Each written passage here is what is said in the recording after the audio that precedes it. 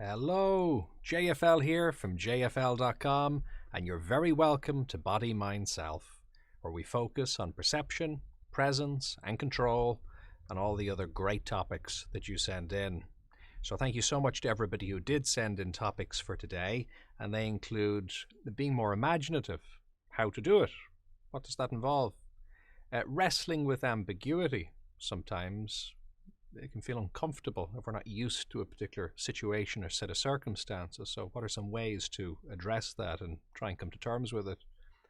Vulnerability. Is it a good thing or not? So we'll explore that in a bit more depth. Driving anxiety, something that's more common than many people realize, something I work with a lot. So we'll look at a few key pointers that relate to that and anxiety in general. And also being present, an interesting topic. Is it something that happens instantly, or is it something that we need to work on more continually? So we'll explore that in a bit more depth. So if you find the topics today valuable, please do like, subscribe, and share. And do also share your experience. If you have any particular questions or topic suggestions, you can share those in the comment section using hashtag bodymindself on social media, or directly on jfl.com. So I hope that you find these topics useful, but remember, while these will hopefully be a really good jumping off point, some really good thinking topics, do get whatever support you feel is needed, particularly if symptoms are a little bit more severe, because what works really well for one person mightn't be a fit for another person. So a huge amount of the magic with this type of work is really tailoring it and personalizing it. So do get whatever support is needed. So with all of that being said, let's jump right into today. Let's begin if we can, and if you don't have a moment now, you can come back to this later if there's anything that needs your attention. Prioritize that. But if you do have a moment, just give yourself a little bit of room, if you would, to relax your shoulders. And just to take a moment to stop. And just to literally breathe.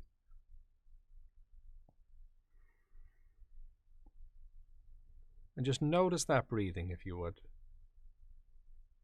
Just what it feels like for oxygen to enter into your body.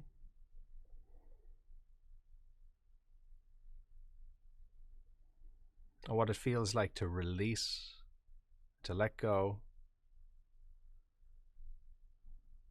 each and every time you exhale. Now, breathing, by definition, is something that you're well used to, your experience with. But the main thing to notice is how much you don't notice it. Just enjoy the simplicity of it. You might find that without any particular effort, that the pace shifts a little bit. Maybe it relaxes a bit more. It finds a kind of a rhythm that's a bit more comfortable or appropriate for you in this moment, rather than being matched to maybe the busyness of moments that preceded this one.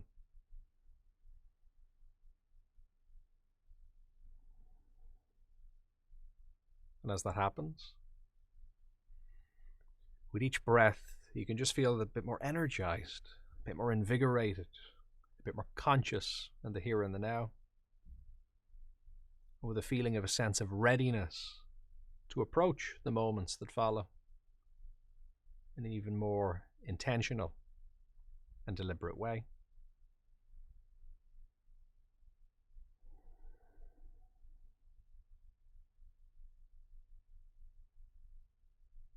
As you allow your body to relax but your mind to be clear, just enjoy that feeling of connection now with the here and the now, this present moment.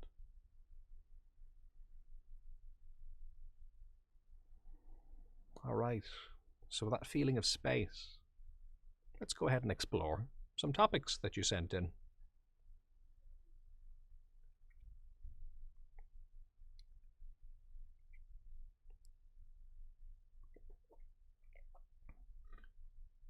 How can I be more imaginative? Is it something we are all capable of? And is there anything I can do to practice it?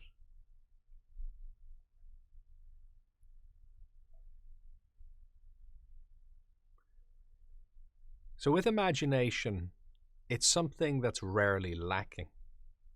It's something that usually we have lots of, but there are different types of it. So what you think of as imagination mightn't be exactly what you have in this present moment, but you probably do have imagination. And the reason I emphasize that is because very often the imagination is the problem. Very rarely will I hear a complaint, a difficulty, a challenge that somebody has where imagination isn't playing a significant part of the problem. Because when we have a difficulty, we tend to have the capacity to think about that, to remember back on previous occasions when that thing was a problem for us, to feel some of the emotion around that, to think ahead as to what might go wrong, to anticipate that. And of course, that can be useful to an extent, to be forewarned, is forearmed to some degree. But the problem is sometimes we don't use it just as information. Instead, we get caught up in it and it becomes a bit of a cycle, kind of goes around as a bit of a loop. So to broaden it, I think, is helpful, because sometimes when we talk about imagination, people think of it just in a positive light or in an inspirational form, just in terms of getting great ideas, those light bulb moments or creative concepts. And certainly that is part of imagination. But really, imagination can be anything beyond the present moment, just the experience of what's happening right now. And it's easy, even when you broaden it, to include worries as well as positive expectations or great ideas.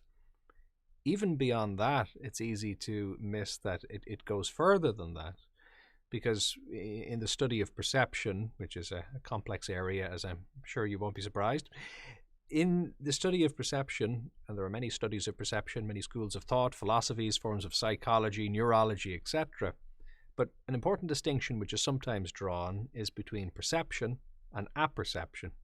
So roughly, big topic, but roughly the distinction there is that if you see an object in front of you, there's a certain amount that's given in your sensory perception. So if you can see a box of tissues or something in front of you, you can see part of that box of tissues. You can see the parts of it that are facing you. You can't see the back of it, but your mind fills in the blanks and you assume it's there. You assume, if your door is closed, you assume that there is an outside world on the other side of that door. So you don't know that for certain. Things could have changed since you last came in, but you apperceive that. And you see sometimes that our apperceptions break down. You see this with illusions, where it looks like it has depth, but then you move and it doesn't. It was just an optical illusion. So there are a variety of ways that the mind fills in blanks, and it needs to. So imagination is really useful in that sense. So main point anyway is we're typically not lacking it. We usually have an abundance of it. Now the question is, can we develop it? Can we train it? And the answer is most definitely yes. We may want to develop what we might consider other forms of imagination, so coming up with good creative concepts, something like that. Or it might be that we want to just continue using our imagination in its present form, but a little bit more deliberately and purposefully. And it's interesting how this works, because sometimes it's not even the work that's being done by the imagination. Sometimes it's even when it's doing it. I've had situations where I've worked with people, creative people, and they've said, look, my mind is really helping me here. I'm getting great imaginative ideas, but at the wrong moment. So the ideas were good, but they're coming at a time which isn't helpful. Sometimes it's a synchronization thing. Sometimes they're coming too late. This is the classic phenomena where you meet somebody, sometimes unexpectedly, and you have a conversation and they say something and you maybe don't have the best reply, and then an hour or a day later you go, I know exactly what I should have said. So the imagination is helping you, but maybe not at the timeline that you want. So it really is just like muscles in the body. There are any number of things that can be done. And I think the basic principle when it comes to training imagination is to simply clarify what you want and practice that. Clarify what you want and practice it. Because often what we're doing is we're thinking of what we don't want to happen and we're imagining that. So we're imagining a lack of imagination and we're practicing that. So there's not a lack of imagination, of course. You have those muscles, but you're simulating things going the way you don't want them to. And then, unfortunately, you tend to get what you practice, because when you condition yourself to feel that way, you end up overthinking it, or just in that moment, you just, feel a lack of clarity because you've never practiced clarity. You've either practiced nothing or you've practiced anticipating the thing going wrong. And so your poor mind thinks that that's what you want because that's the thing that keeps going in there. It becomes a bit of a cycle. So sparking the imagination, there's a distinction that's made between the concrete and the abstract sometimes. And the concrete, as it sounds, is just the kind of the hard exterior of the present moment, just what you can see in front of you right now. So kind of paradoxically, one of the best ways to get ideas can actually be to get out of your head and into the present moment a bit more and look at what's going on around you, to observe things, to zoom in a little bit more, to slow down often, and to look carefully and closely. And when you do that, because often we're not really seeing things, we're kind of glossing over them. But when you really stop and see, what tends to happen is your experience becomes a bit fuller. But what that does then is it sparks the imagination. Now, this is a common complaint in mindfulness. If you go to a mindfulness class, this is the number one complaint. Excuse me, I'm practicing the technique as you've suggested, but my mind keeps coming in and interrupting my presence.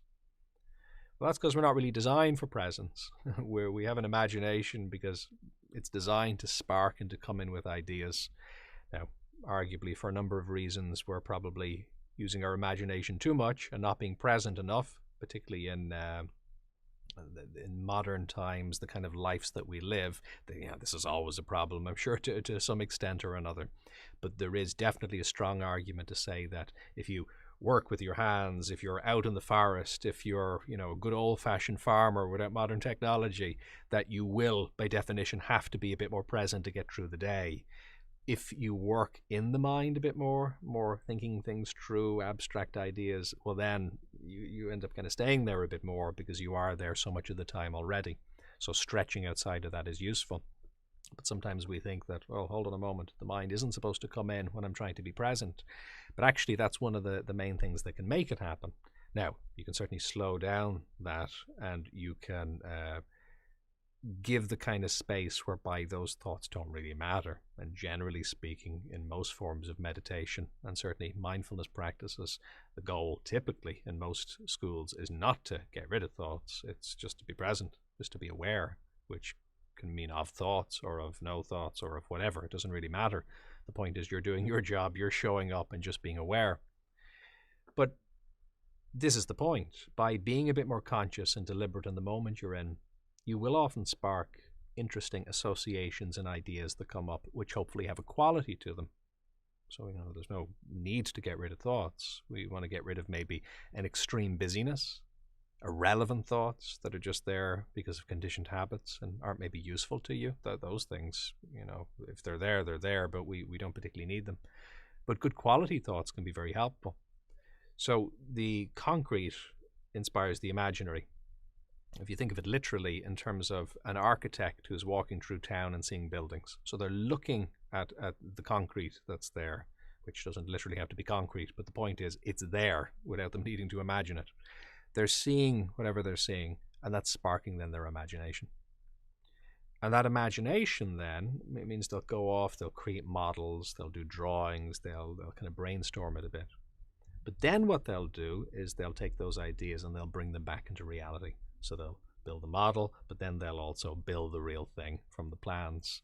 And that, of course, will spark their own imagination further and the imagination of other people. And that's why imagination, in one sense, is actually very much a shared cultural experience. Because, try being original. It's not really technically possible. You can have a form of originality where you don't explicitly rip one person off and just copy their ideas. You can draw from many sources, and of course you can reference and credit people, and you can develop and build upon things. But imagine starting music and trying to play even one original note that's never been played before. I mean, every piano has the same essential keys on it. You're going to combine them in different ways, but of course you're going to go even further, and you're going to be influenced by the music you heard growing up. Even on a very basic level, language. What I'm doing right now is rather unoriginal. I'm using words you've heard before, hopefully. So, those words are only useful if they're unoriginal. If I make up words right now, they're not that helpful. So this is the problem, I suppose, is we kind of need to be unoriginal to some extent. But that's good, because what we could do then is use them as kind of Lego blocks. Those unoriginal ideas that we have, we can hopefully combine them in creative ways so people can still kind of get what we're talking about, but still be inspired in different ways. We can push different buttons. So that relationship between the concrete and the abstract is this ongoing dance, essentially. It's something that never ends. So if you want to spark your imagination, stop imagining things and experience things. Expand your horizons as much as possible. Try and see things that you're not used to seeing. Break outside of your normal patterns. Expose yourself to different forms of ideas. It can be art, it can be music, it can be nature, it can be different people. And look differently at the things you're used to, but also look at different things. And all of this is likely going to spark your imagination quite a bit. Now, as your imagination is getting sparked, the other important thing here is don't filter yourself too much, at least in the first instance. We have a critical mind for a reason. That's useful. You can come in and then tidy up afterwards. But kind of in the first pass, it's very important you're not being critical. Now, by that I don't mean that every idea you come up with is going to be amazing. There might be some pretty useless ideas, if we're being honest, but that doesn't matter, because that's a kind of a clearing process. Come up with something that's, okay, maybe, and then a brilliant one. But that can only happen if you allow room for the first 3 ideas to flow. So giving yourself that kind of space is really helpful, and literally just practicing. Giving yourself a bit of room every day, time every day. Don't make it about pressure, because if you're putting yourself under pressure, it isn't going to be helpful. But do it. Say, so I don't have to achieve anything amazing here. I don't even have to spend a lot of time doing this, but I am going to sit down and stop. I'm going to take out the canvas. I'm going to take out the pen and paper. I'm going to go somewhere. I'm going to do something, and I'm going to practice that creativity. It might be speaking. It might be singing. It might be writing. It could be absolutely anything. But when you're practicing that output in that flexible way, and then you're also being exposed to good ideas, and you're moving between the concrete and the abstract, so that you're experiencing things that spark ideas, but then you're taking those ideas and you're bringing them into the world. That is all good physiotherapy for the imagination. You've already got one, but you'll be able to tone it so that it's nice and fit and works well for you.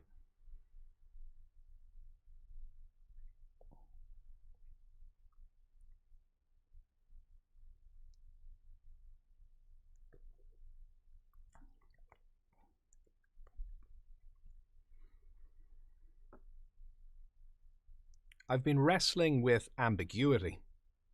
I find I do well when I'm given clear directions, say at work, and when things are generally well defined. Outside of that, though, I get quite anxious and uncertain and tend to overthink things.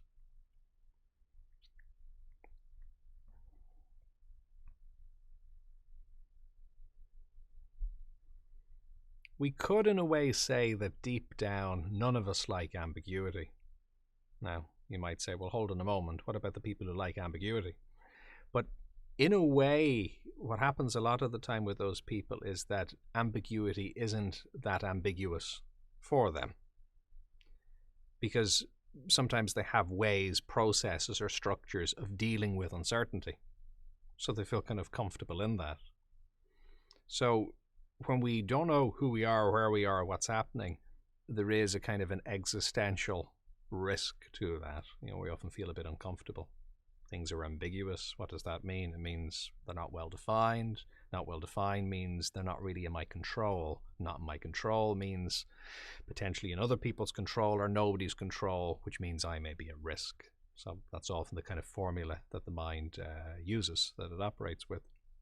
Now, how you feel specifically about ambiguity is going to greatly depend on your experiences, and if you have negative experiences about ambiguous situations, a lack of control, if that's been an issue for you in the past, typically you will be sensitized or primed to feel then a sense of risk in ambiguous situations, which might make it harder for you. So there's really individual difference with this, absolutely.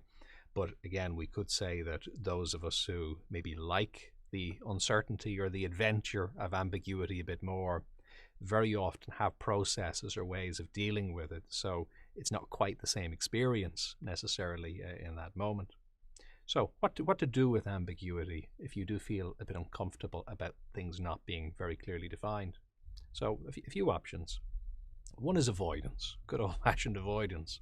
So that's on a bit of a spectrum, avoidance, because obviously you can't avoid everything, but it's also true to say that no matter how comfortable you are with ambiguity, that you're not going to be comfortable with complete ambiguity, with complete risk and complete danger.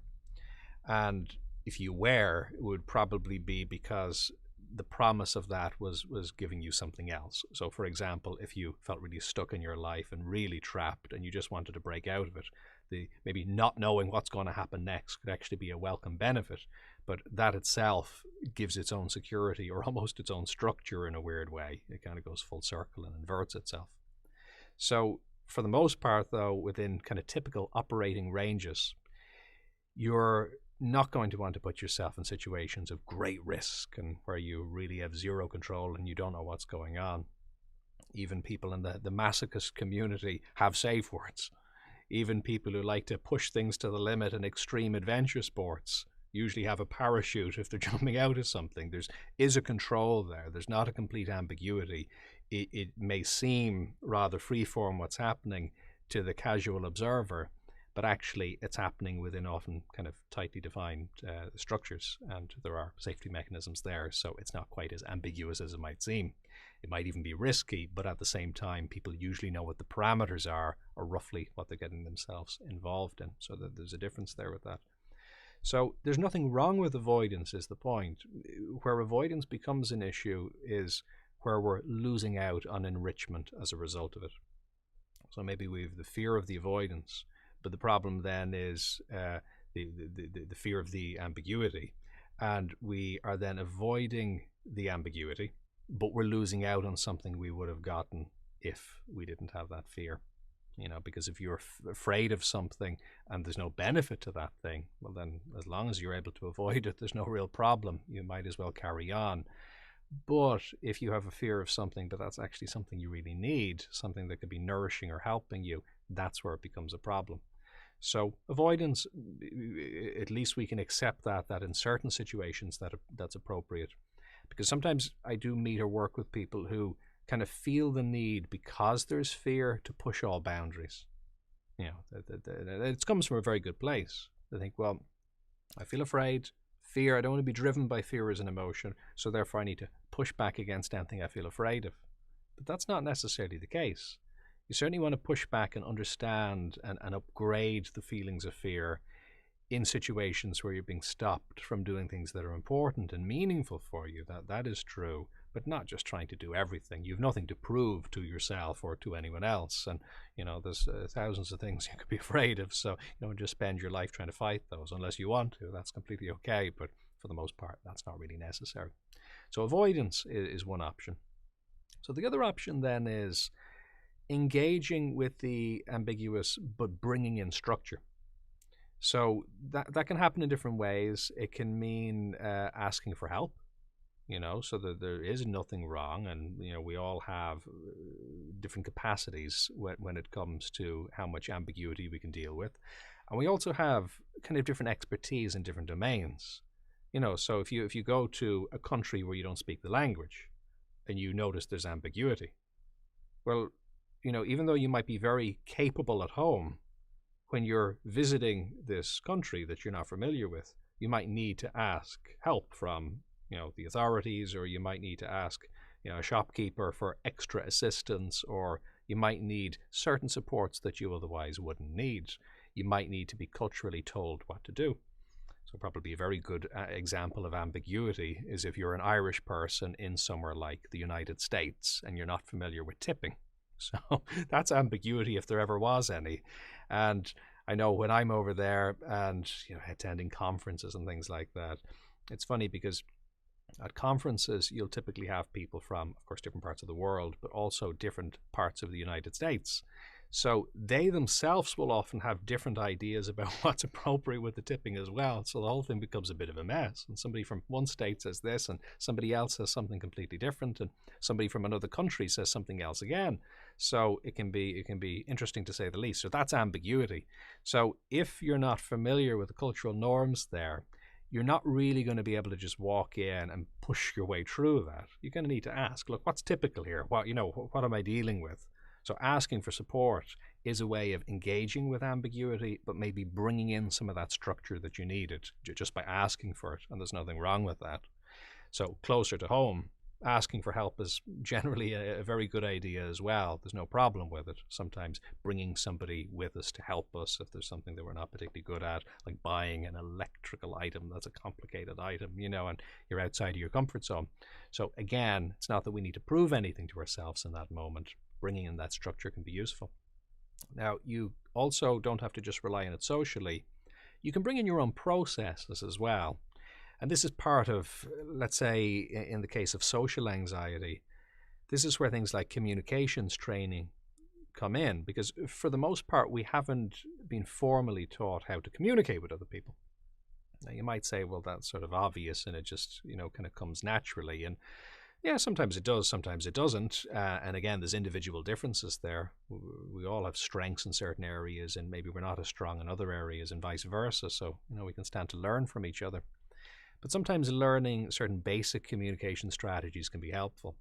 So it could be that, okay, if there's what may seem to be an awkward silence, it could be doing a bit of mindfulness practice so you're not actually too worried about that. You're able to be there in that moment and not overly concerned, because it mightn't be a problem that there's a bit of space in that moment, but the fact that we're really worried about it could be the problem, and that actually creates a kind of an awkwardness then because you're busy overthinking it rather than just being in the moment. So that could be something that could be practiced. Or things like learning to ask people questions, saying, well, how are you? Asking them about their interests, the simple examples. But if you have processes like that, that can be a way of bringing in structure if you feel you need it, but in simple ways. So the ambiguity then isn't quite as scary. Now, the other thing, so avoidance, we said, is one option. Bringing in structures, other people's support, or our own processes, that's another option with ambiguity. But the other option is practicing ambiguity. And practicing ambiguity means rather than waiting until you're in a really strange and unusual situation and then trying to figure it out, practicing it beforehand. And again, none of this is anything to be ashamed of. We all need to do this, just in different ways, and to different extents.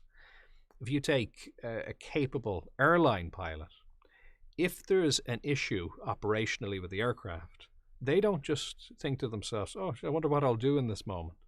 They've practiced it hundreds or thousands of times beforehand, so they have a way of dealing with it. And that training is not just the processes of what to do, it's kind of to emotionally get themselves familiar with being in unusual and challenging situations, with dealing with ambiguity. This happens in dancing, and particularly in like the forms of contemporary dance where people are freestyling and mixing things up. Stand-up comedians do this, rap artists do a great job of this as well. And the idea is mixing things up. Martial artists is another good example where what they'll do is they'll learn off particular techniques, throws, punches, kicks, whatever it might be, but what they'll do then is they'll mix it up. And it won't be just a set pattern or a formula. It'll be different each time, so you don't know what to expect. So although it is still ambiguous each time, although you don't really know what to expect in any given moment, and it probably is different each time, still, it's a bit like a game of Spirograph, where you cover enough of the board to kind of be familiar with some of the key possibilities. So you feel a bit more comfortable then as a result of that. So you wouldn't just turn up for a martial arts tournament, never having practiced or trained. That would feel a bit much. And often that's what we do. When it comes to ambiguity, we just find yourself in a situation where you're like, well, what do I do here?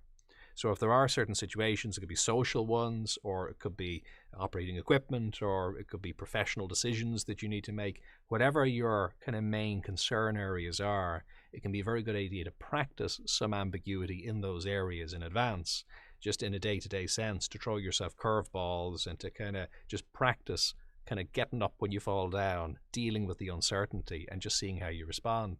And as you practice that, like muscles use get stronger, it just becomes a bit easier then to do that. So something well worth playing with. And it can be a lot of fun as well at the same time.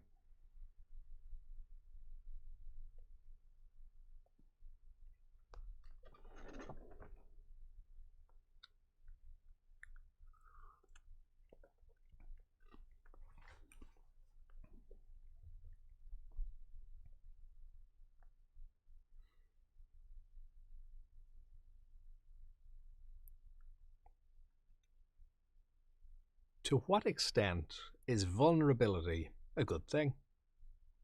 People talk about letting your guard down, and I get that being open is nice, but being taken advantage of certainly isn't.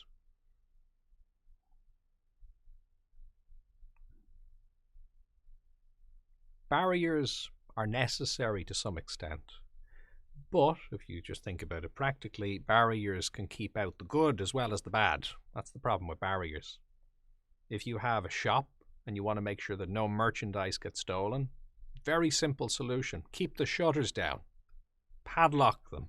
Lock the place in. Don't have any staff as well. There's a risk there. Just keep all the stuff locked up really well. And we can see what the problem is there. You're going to have no customers as well as no theft. So there's a bit of an issue. If you go the other extreme and you just leave all the stock out and it's a free-for-all, well, you might also have more theft then than customers. That's not going to work for the opposite reason. So there's some balance to be found. And finding that balance can seem a bit scary, but it definitely is something that's necessary. So when it comes to having barriers, the question then is, what are some of our priorities? What are things that matter to us? Because if we switch the retail example for a social example, and we say that, okay, socially, I don't want to get hurt. Well, again, like the retail example, there's a simple solution there. Just don't connect with anybody. No relationships, no friendships. Don't even chat to somebody at the bus stop. Don't even make eye contact, because you might have some vague affection for them, and then you might be disappointed if they don't glance back or something like that. So this is the path of maximum barriers and complete isolation. So, I'm obviously exaggerating slightly, but only slightly. But you can see that the risks that come with that strategy are already, from the get-go, you've lost so much that it probably isn't a sustainable strategy. So there's a bit of a balancing act to be found there. So within establishing your values, if there's something that you don't care about, well, then it probably doesn't matter. You can have barriers up there if you want, because that doesn't need to be part of your life if it's not one of your values or your priorities. But within areas such as creativity, relationships, experiencing the world, just the kind of things that we all need to some extent as part of our day-to-day health. The other thing to appreciate there is that our barrier systems are not all or nothing. They can be much more contextual. So there is such a thing as the right time and the right place to let down the barriers. And most people do this even in their homes. If you have a front gate, you might close it in the evening or at night, but you might have it open in the morning when a neighbor drops over, things like that. You're going to do this anytime you park a car. You kind of instinctively know that sometimes there's a wrong place to park a car, or sometimes there's at least a better place to park a car. So again, you're not being too binary about it. You aren't saying, well, I'm not going to leave my driveway at all in my car, because what's the point in having a car then? But nor are you just going and finding the most dodgy industrial estate somewhere that you can find and parking there and leaving the doors open. So there's this sense of kind of finding that balance somewhere in the middle. And the other thing then, as well as context, is reciprocation and kind of an earning of trust over time as well. Because the balance to be struck and the advantage of the vulnerability is, what the vulnerability is, I suppose, by definition, is a kind of a lowering of barriers. And the advantage of lowering those barriers is it allows other people to connect with us. It allows other people to maybe see areas where we have need and to support us, to maybe give us advice, to help us. And even if when we lower those barriers, we find that it doesn't go so well or it's a bit uncomfortable. Arguably, as long as it's not too extreme, arguably if it's to the right degree, that's still rather useful. Because it's like, imagine if you're a student and you're doing a course and you're afraid to ever submit an essay to the teacher because you don't want to be vulnerable to show your work to the teacher. And of course, the problem with that then is if your work is great, you won't get that feedback, so you can't feel satisfied in knowing that. And if your work could be improved, you're not going to get that feedback either. So there's a real loss in that. But again, context. What you're not doing is just showing your work to anyone. Firstly, they're a teacher. They're in a course, and you've consensually chosen to enroll in that course. And ideally, not always the case, but ideally you have enough of a relationship with that teacher as well that they kind of get where you're coming from. There's a bit of an ongoing process there. So they know that even if you don't perfectly articulate yourself in a given moment, they kind of get the gist of what you meant and they're able to help you maybe in expressing that in that particular example. So that's, I think, a really useful way of thinking about it. So rather than think of being vulnerable or not being vulnerable, you can say, well, absolutely, dropping those barriers really stands to benefit me in certain situations. But then the question becomes, what are those situations? So, as is typically the case with these things, experimentation, good old scientific method, is often the best way to find out what those situations are, where those moments are. And you don't have to do these big Indiana Jones risky scenarios where you just, drop all boundaries and go for it. It can be in little ways. It could be just with somebody who you have a reasonable relationship with. Maybe ask their opinion on something. Hey, I'm thinking of doing this. What do you think of that? So that can be a very endearing thing when somebody looks at you, when they say something about themselves, but they invite your perspective. So that can be a really useful thing socially. It can help the other person feel important, and ultimately you gain from that because you get a perspective. Now, it's not that you need to necessarily do everything that they say. It's not that you need to devalue their perspective even if you disagree with it, but you can understand their perspective, but you can also recognize there might be 10 or 20 other perspectives. You can maybe ask the same question to other people and gather that information and then put them all together and see what you got. So something like that can be rather useful. So if you're practicing that vulnerability in that way, then you're going to find for yourself what works. And you will probably get it a bit wrong, but again, because you're not doing anything too massive or too crazy, it's not going to matter terribly. You're not going to get it too terribly wrong. You might feel a little bit vulnerable. But again, that's the point. And that's nice because that means you're tapping into something real. We assume that uncomfortable feelings are bad. Whoever said that? Uncomfortable feelings are bad. Sometimes that's the problem. We're trying so hard to not feel uncomfortable that we make ourselves feel substantially more uncomfortable. And it's like kind of pulling off the bandage sometimes. If you're actually just torturing yourself over hours rather than just doing it, it can be more of a problem.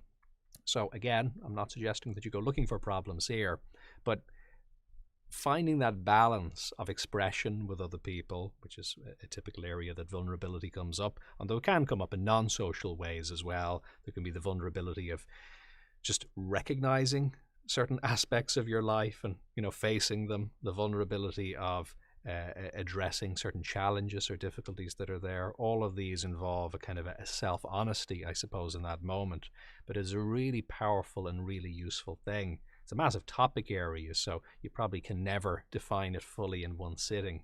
But if you have this idea of the barriers and you're thinking of managing them as a verb, in other words, we don't just have them closed or open, but it's more the sense of, well, to what extent should I be open and honest with the environment? And what degree do I need to, maybe stop and maybe this isn't the right moment? And you practice a little bit of each. And then, like learning to walk or learning to dance, it's amazing how fluid you can be in knowing the right moment for things. But imagine learning to walk or learning to dance without ever walking or dancing. You need a bit of vulnerability to learn when to do it and when not to do it. Takes a little bit of practice. You may wobble a bit, but you're probably going to gain much more than you're going to lose. It's very beneficial. All right, over in the comments, Patricia says, hey, and Bridget, hey Bridget, says, well said regarding the barriers. Yeah, it's an important topic area. It really is. And like so many of these things, the problem is kind of the invisibility of it, I think. Because we don't tend to necessarily think about the barriers or visualize them as barriers too much. We have these feelings which maybe we pull back from. Again, it's not that that's a bad thing. It can be well worth pulling back. Sometimes we need to actually put up more barriers, in certain situations. Being good at saying no, being good at holding back, being good at retreating. But then maybe in other situations we need to push forward or open up a good bit more. So it's how can you even put it into words? It's a hard thing to put into words. But like language, how do we learn to speak? How do we know what word to say when? It's incredible. You couldn't do it consciously and intellectually if you tried.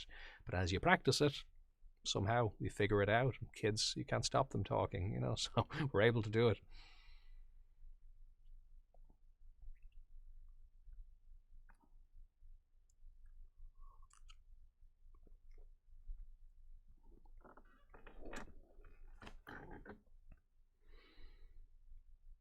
Can you give some tips on how to deal with driving anxiety?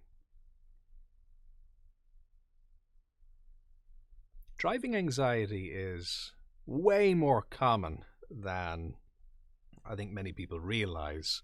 And certainly with the phobia focus work that I do in my practice, it's definitely varies, depending on the month or the year we're talking about, but it's essentially always in the top three phobias. Some of the other common ones will be flying, public speaking. I know that there's a few others that vary, but driving is always a really popular one. And I don't know, I don't have any data as to generally what the numbers are throughout Ireland. It's usually hard to get that information, or even around the world, I'm not too sure. But certainly anecdotally, I hear that this comes up for other therapists quite a bit as well. And I wonder sometimes why we don't talk about it a bit more. Maybe it's because, something like a fear of flying, you're the passenger, so it doesn't matter. But if you're the driver and you tell other people that you're scared of driving, maybe that's socially a bit uncomfortable, so we don't have to chat about it as much. I'm not too sure why. But anyway, the important news for anybody out there who has some driving anxiety is you're certainly not alone. It's a really common area. And just as importantly, it's an area where many people make great progress in. And I certainly have a number of clients I work with, and I see now for other topics that they used to be afraid of driving, and now they quite simply aren't. They've really gotten to the other side of it. Now, other people, it mightn't happen as quickly or as easily, and I think that's the point to recognize in something like driving anxiety or any other form of phobia or specific anxiety, is that there's actually many different forms of it. So we've got to be a little bit careful about grouping them all together. And I always encourage people just to be kind to themselves when they're comparing their own progress to others, because you may have a friend who's had driving anxiety who's kind of on the other side of it now and they're doing great, and you may not be, or vice versa. But it may not have been the same thing really for them, because even with exactly the same specific triggers, there are different degrees of anxiety, so there can be greatly different work needed, like physiotherapy. Sometimes even though it might be the same muscles, there might be much more work that needs to be done with particular muscles. There can also, though, be greatly different triggers. So what does driving mean? Are we talking about parking? Are we talking about motorways? Are we talking about kind of engaging with other motorists? Are we talking about claustrophobia? Are we talking about actually a fear of open spaces is a rather common one, so just being in big open areas can be difficult. Like our other topic of wrestling with ambiguity. It could be ambiguity is the problem. So sometimes it's not even specific to the driving. It can be something else. It can be, I've worked with clients on a number of occasions who have maybe gotten bad news while driving, or had a thought come to mind or an experience come up that was emotional for them, and then they got associated with driving. There are a lot of different potential topic areas that fall under what we might call driving anxiety. So just be a bit kind to yourself in terms of, saying, oh yeah, the other person quickly got over that. It doesn't necessarily mean it's the same thing. So depending on what your specific circumstances are, we always put very different programs together around driving anxiety. So this will vary quite a bit from person to person. But a few general principles which are useful to consider here. One is focusing on what you want. Because with most phobias or anxieties oriented towards a specific thing, like driving or a particular aspect of driving, what tends to happen is there's something that we don't want to happen or we're afraid of. And as a result of that, our imagination then gets engaged and it starts to work overtime in painting various scenarios of what could go wrong. And if you don't have a specific fear of driving, pretty much insert any other topic in here and the same thing's going to apply. So the mind, under the pretense of helping you to feel in control, plays out all these different scenarios and simulates what could go wrong. So with phobias, this is a major issue because while you may have had one bad experience or even 10 bad experiences, let's be generous, 100 bad experiences, still there's going to be a real minority of bad experiences you've had compared to the amount of times you'll probably think about it, maybe remember back the bad experience or think ahead to what could go wrong. Now, the poor old mind is only trying to keep you safe. It's saying, look, if you've had a bad experience, avoid. But for some reason, you still want to do it. And that's, of course, because you know you're able to. But there's just this sense of, risk there. And that becomes a bit of a self-fulfilling prophecy. Of course, if you have any practical issues with driving school exists for that reason, and it can be well worth practicing. But I'm talking about the situations where, realistically you can drive perfectly fine, but there's just that emotive element. There's that fear, maybe physical sensations that come up, and at best are a distraction, if not actually really just obstruct and get in the way of your driving and operating the vehicle. Related to that can be then fear of consequences around safety, which is of course understandable while driving, but again typically needless because you have the skill very often, you typically know you have it, but the problem is sometimes the fear of the risk is the very thing that makes us then overthink it and we kind of get in our own way. So moving away from focusing on what we don't want and shifting to focusing on what you do want is a really important first step. It can feel a bit unnatural at first, in the same way hitting the right keys on the piano can feel unnatural if you're not used to playing piano. But that doesn't mean you shouldn't keep practicing it. If it feels easy for you to imagine and really feel what you want while driving, then you probably aren't the kind of person who needs to create change at all to begin with.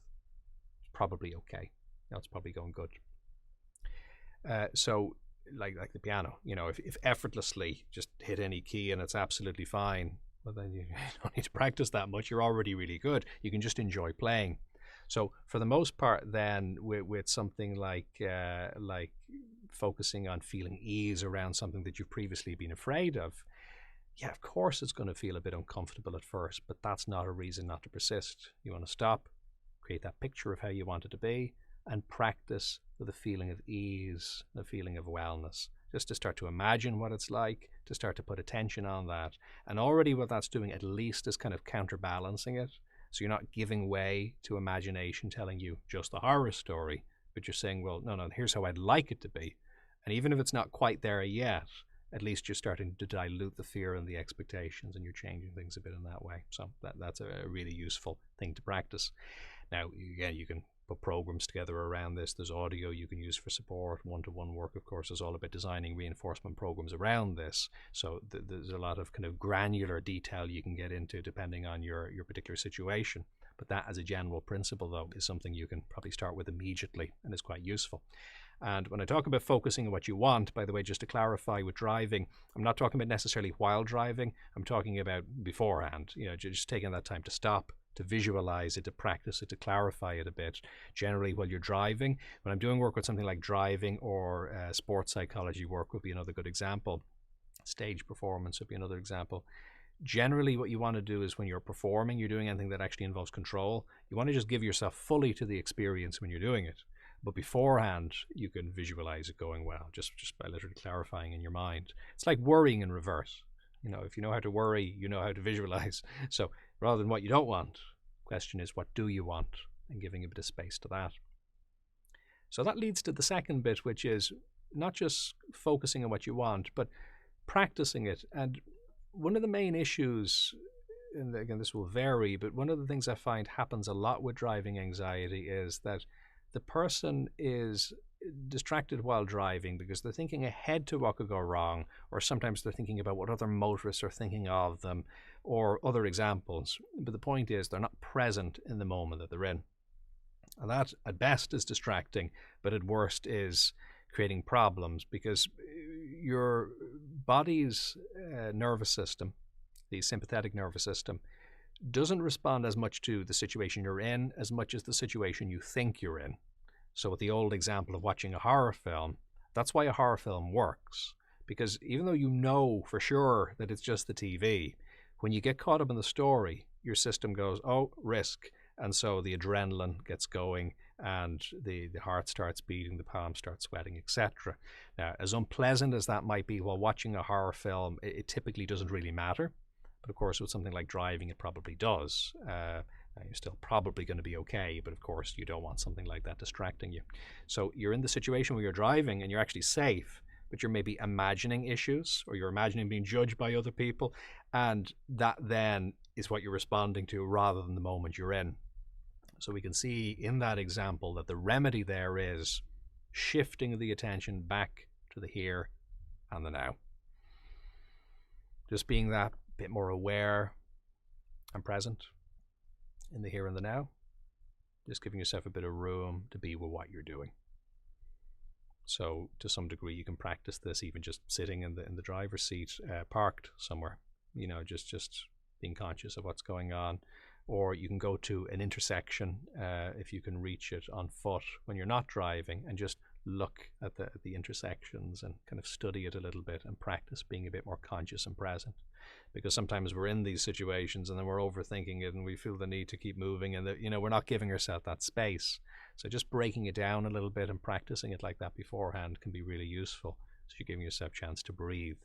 And while this mightn't be possible for all types of driving, there are many things you can kind of break down and do at more appropriate times. So one example is, if you're practicing driving, you don't need to do it in rush hour traffic, or you don't need to do it when you're in a hurry to get somewhere.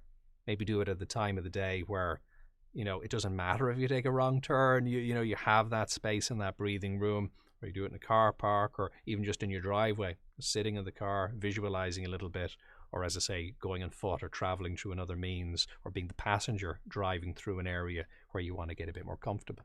So again, this is going to massively vary depending on what the specific concerns or the triggers are for you, but it can be really, really useful to practice that mindful awareness just by shifting the attention back to the moment you're in. Because generally when you do that, you feel more in control and safer in your environment because you can actually see it. But the other thing is your body's system is then responding to where you are rather than where you aren't. So that typically gives you a greater feeling of ease. And break it down into smaller steps, I think, is a really important thing, because this idea of driving, but there's a lot of things within that. So if you're practicing sitting comfortably, if you're practicing, of course, then just good driving technique in terms of using the vehicle, understanding it, indicating, etc. You're practicing good situational awareness. Even while walking, that's something you can be doing. Some people don't do that enough. If you've ever walked through town, you do it a few walking driving lessons where people dash it out in front of other people and in front of traffic sometimes as well. So just where you stop, look, is it clear? Okay, you don't actually have to indicate, but look, and then move in that direction or the other. So there's lots of ways like that you can kind of break some of the elements down. So rather than there's one big thing that's happening at once, these are kind of muscles that you've separately worked on. So while there still might be a bit more work to do when you're actually in the real situation, you've done an awful lot of it though, and you've kind of bridged the gap somewhat, which makes that bit easier.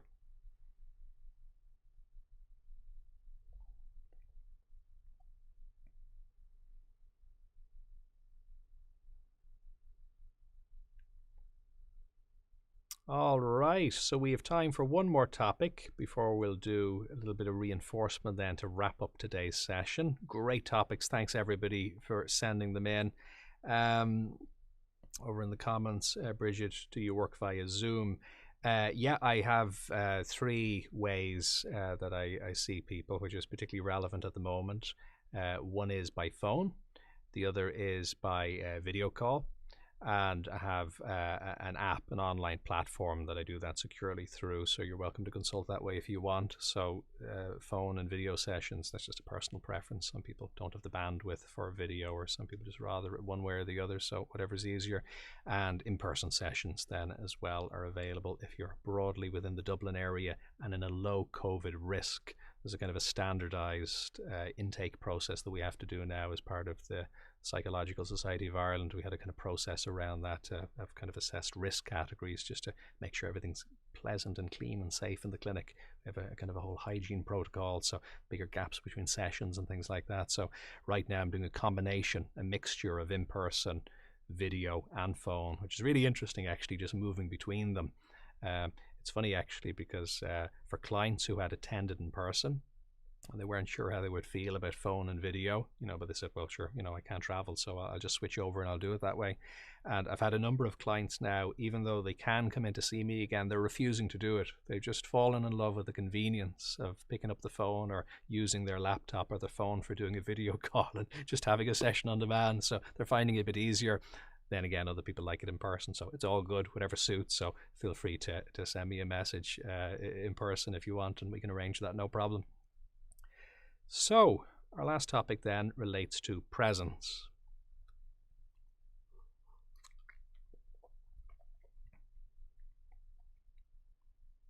Is being present something that can be achieved instantly? Or is it something that there are degrees of and you need to work on it?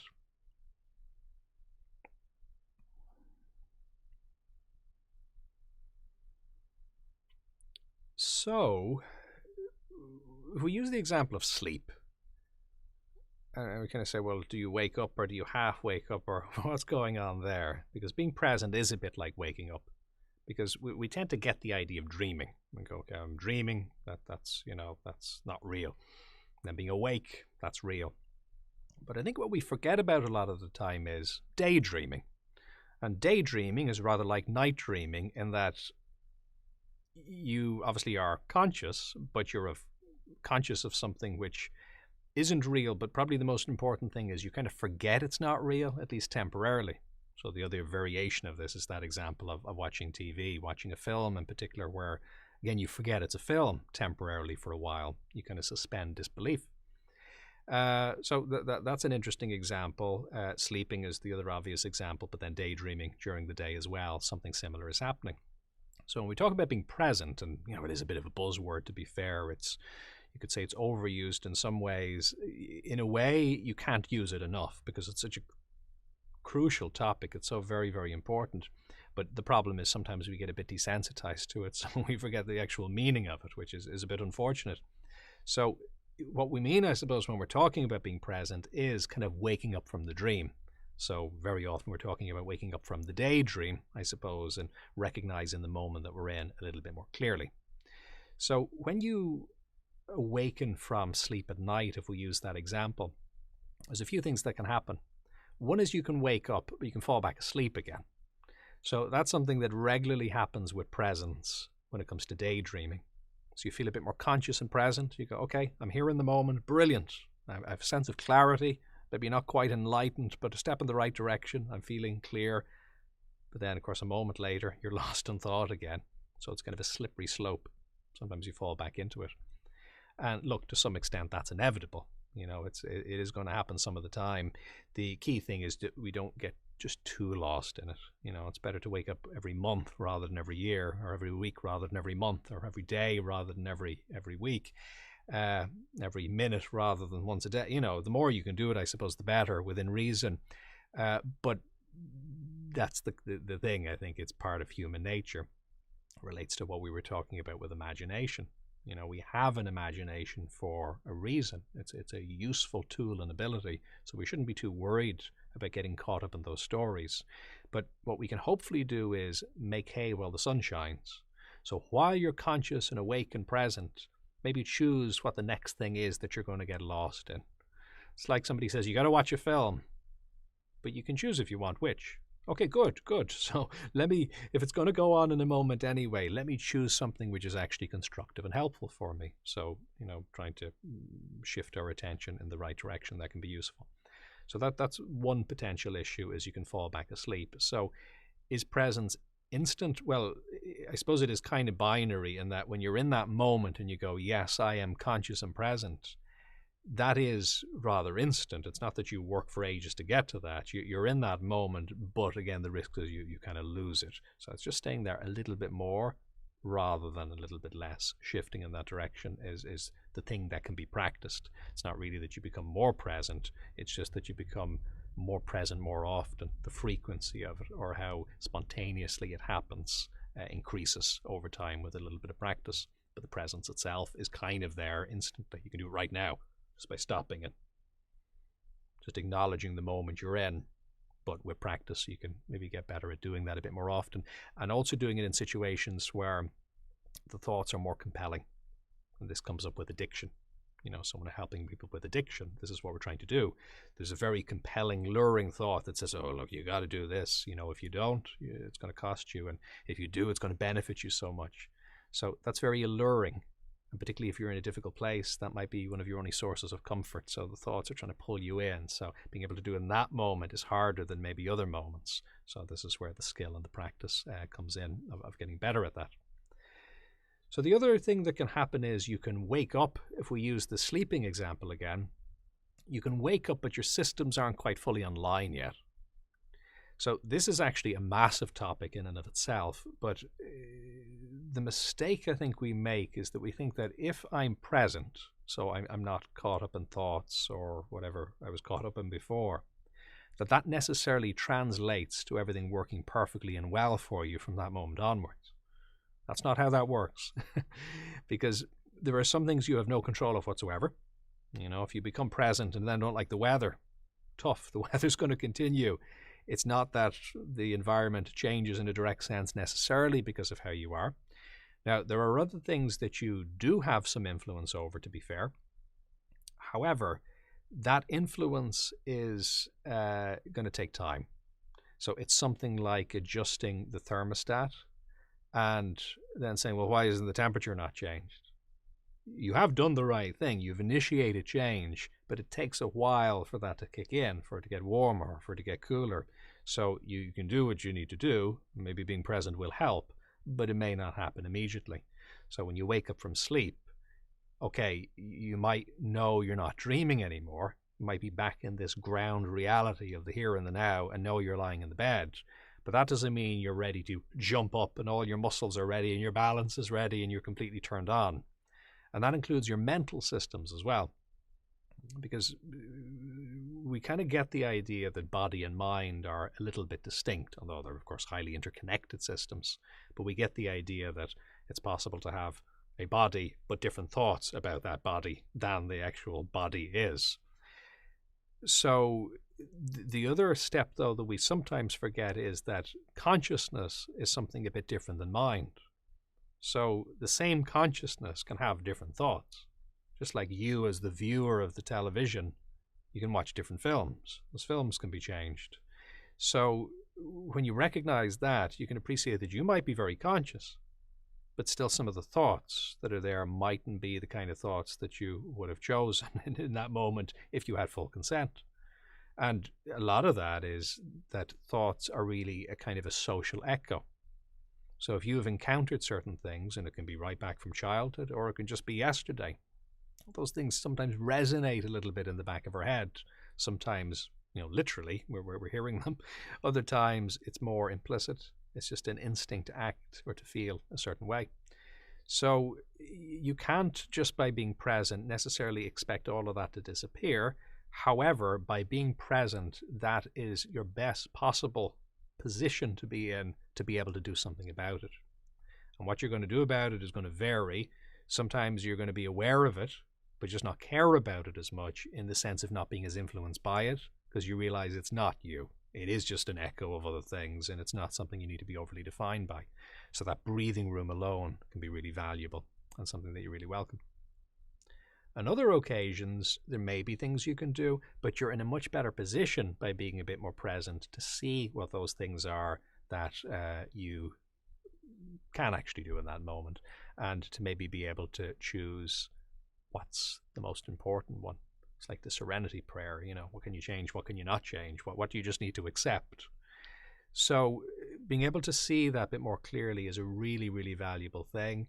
And where it is possible to engage and to create change, then great. You're going to be able to do that. You'll have some room to be able to do that. Now, just to complicate things further, I'll give you a bonus idea as well. Sometimes you can dream that you're awake, okay? So when you're thinking about presence, sometimes you can dream that you're awake. So this is a confusing one. And when we translate that into daydreaming, what that means is sometimes we intellectually talk about presence, but we're not present.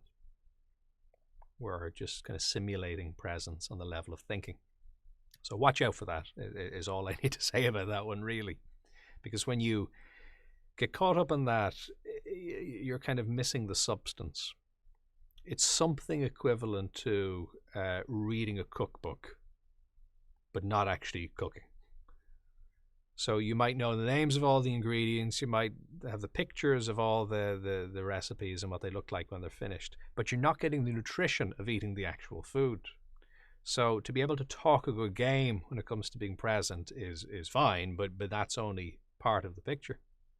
You see examples, young kids would be good examples of this, animals, where they're able to be entirely present, but they probably don't even know the word presence or what it means. So you can have zero intellect, but an excellent example of presence at play. And for the most part, when we are being very, very present, we're probably not labeling it particularly. You are just what they call a flow state. You're going with the flow. There's that sense of just being caught up in doing something that's engaging you. It could be an activity, it could be an interest, it could be being in nature, it could be walking, it could be anything. It's different things for different people. But you're just being in that moment in a very direct sense. Now again, none of this is to say that that's better than thinking even. These are just different faculties that we have. And we want to welcome them all and let them complement and support each other, ideally. But just watch out for that one as a little additional tip. Watch out for thinking about not thinking, thinking about being present, because that is the equivalent of dreaming that you're awake. So it's still a dream. You don't presumably have the choice in that moment. You're just being kind of drawn along by the story. So what we want a bit more is just to stop and go, here I am. And the most direct and simplest way to appreciate the moment you're in, to see some of the options and the possibilities in that moment, and then to focus on what direction you'd like to go in. Thinking is going to come back online inevitably sooner rather than later, but hopefully it can come back online in a way that is actually helping you in the direction you've chosen to move in. All right, so those are our topics for today. Let's take a moment just to let some of that sink in. If you're doing anything that needs your attention, absolutely fine. You can come back to this later. But if you do have a moment, let's take a moment to loosen your body a little bit, if you would. And just to enjoy then a nice big deep breath in.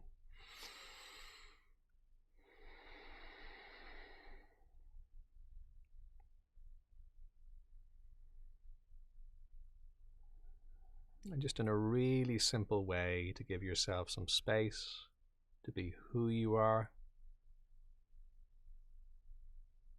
how you are,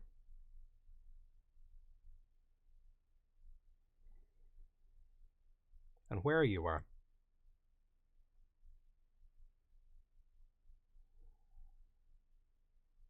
Feel a feeling of recognizing the capacity of your imagination and making friends with it so that you can appreciate its creativity.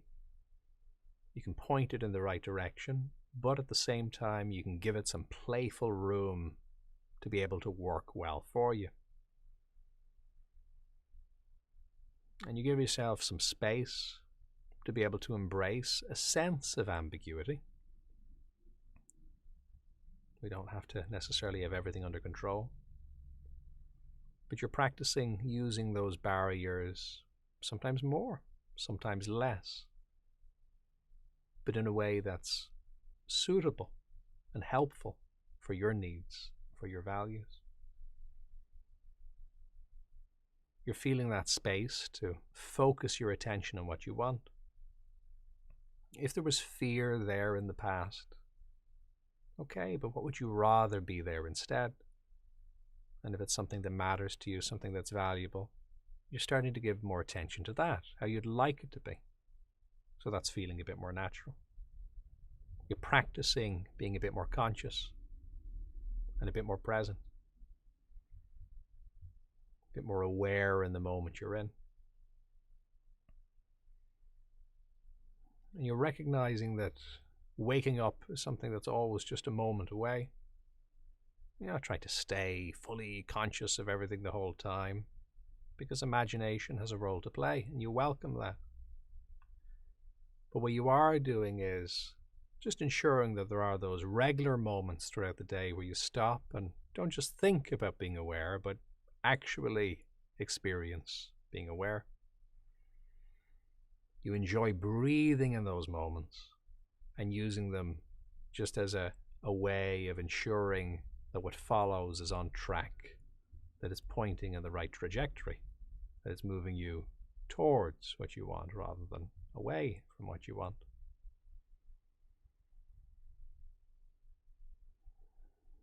As you allow some of those ideas to resonate within you, just feel a very pleasant feeling of wellness within you. You can enjoy, if it's right for you, a nice big deep breath in, letting that oxygen spread through your body as you relax your breathing. And you might like to enjoy a nice little stretch and a great big smile.